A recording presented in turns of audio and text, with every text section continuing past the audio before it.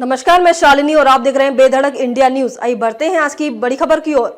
उद्धव ठाकरे गुट का राज ठाकरे पर बड़ा बयान। वो तो चाहते थे फडणवीस सीएम बने, जब बन गए तो उद्धव ठाकरे की शिवसेना यूबीडी के मुखपत्र सामना में इस बार राज ठाकरे की भूमिका पर सवाल खड़े किए गए हैं। हाल ही में महाराष्ट्र नवनिर्माण सेना मनसे प्रमुख राज ठाकरे ने महाराष्ट्र चुनाव के नतीजों पर सवाल खड़े किए और कहा कि शरद पवार को इतनी कम सीटें मिलना संभव बात नहीं लगती। इसको लेकर अब उद्धव सेना ने उन पर निशाना साधा और कथित ईवीएम घोटाले पर मुद्दा फिर उठाया। सामना में लिखा गया है, हमारे देश में चुनाव और चुनाव प्रणाली लागू करने वाली व्यवस्था लुटेरों का गिरोह बन गई है। भारतीय जनता पार्टी से खास नजदीकी रखने वाले मनसे प्रमुख राज ठाकरे ने अचानक महाराष्ट्र चुनाव नतीजों पर संदेह व्यक्त किया है। उनकी भूमिका थी कि देवेंद्र फडणवीस ही मुख्यमंत्री बने, लेकिन अब जब फडणवीस मुख्यमंत्री बन गए हैं तो राज ने महाराष्ट्र के समग्र नतीजों पर आपत्ति जताई है। राज ठाकरे और प्रकाश अम्बेडकर पर निशाना। उद्धव सेना ने अपने संपादकीय में राज ठाकरे पर बड़ा आरोप लगाया है। लिखा गया है, मराठी लोगों के वोट बांटने के लिए मनसे और दलित का वोट तोड़ने के लिए वंचित का इस्तेमाल किया जाता है।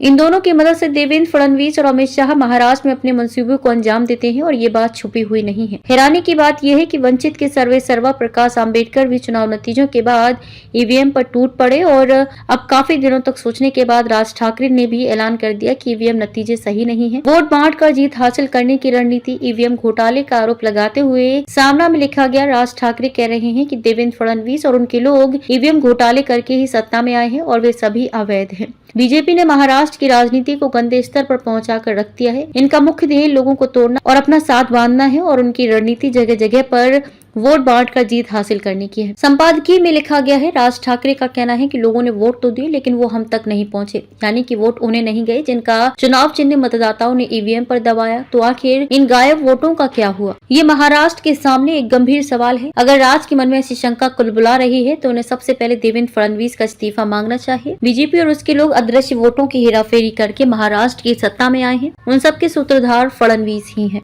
अब तक के लिए बस इतना ही, फिर होगी आपसे मुलाकात। तब तक के लिए नमस्कार और देखते रहिए बेधड़क इंडिया न्यूज। ऐसे ही लेटेस्ट अपडेट पाने के लिए हमारे चैनल को सब्सक्राइब करें और तुरंत नोटिफिकेशन पाने के लिए बेल आइकन प्रेस करना ना भूलें। यदि आप हमें फेसबुक या इंस्टाग्राम के माध्यम से देख रहे हैं तो हमारे पेज को फॉलो जरूर करें। धन्यवाद।